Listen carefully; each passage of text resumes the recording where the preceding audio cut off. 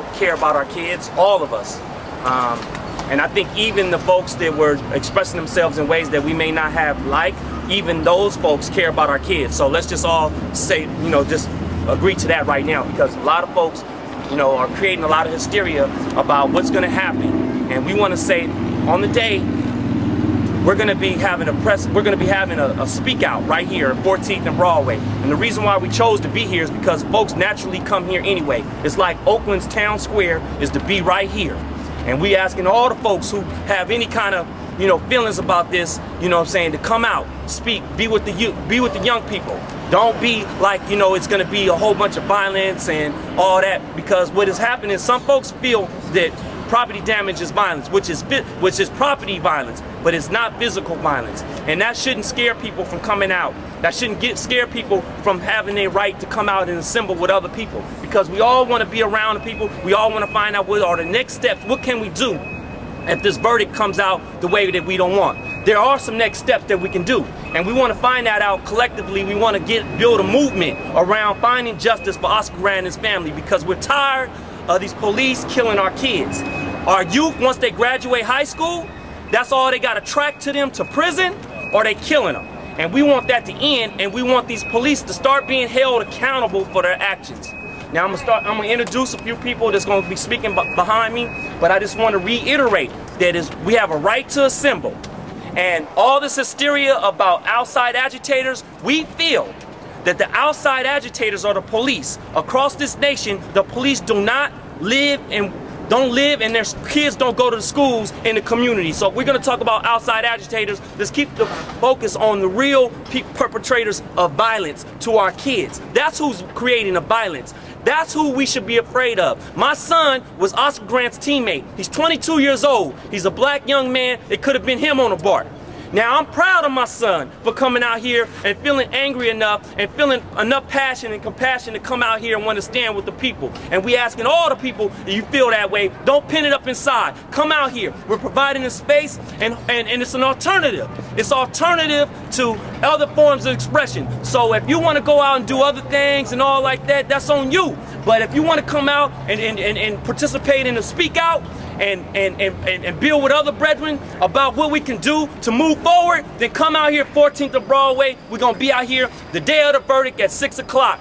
Now, your name? My name is Tony Coleman. C-O-L-E-M-A-N. And you are? My name is Tony Coleman. I'm with One Fam and the New Year's Movement for Justice for Oscar Grant. Tired of hearing boring speeches, so we made music and poetry a part of our protest and finding justice for Oscar. We went down to LA, and actually the police were in there provoking us and saying things to us and acting disorderly, not us, that ended up in us getting banned from the courtroom. And actually the day that Meserly came in, they changed all of their policies up and somehow excluded every person in there under 40. Everyone, including us. And also, I just want to say, man, that we had an awful lot of support between the Oakland Coalition for Justice for Oscar Grant, the LA Coalition for Justice for Oscar Grant. Really stepped up, played a big part in bringing notoriety to the case down there, making sure the people in LA was standing with us and fighting with us to find justice. So, the fight's not over. We just gonna keep pushing, y'all. No matter what happens, we gonna keep going. And on the side of the people that's fear-mongering, the people that wants you to believe that there's a whole bunch of hoodlums running around just creating so much property damage and killing people and all like that, because the way the hysteria is coming out right now, you would think the streets wasn't safe during those times when folks were concerned about those last year. And it wasn't. The mayor was out here walking with us. The mayor was here. So if it wouldn't have been safe, the mayor wouldn't have been walking up and down with the people. It was a few people that went around and did their thing outside of the group.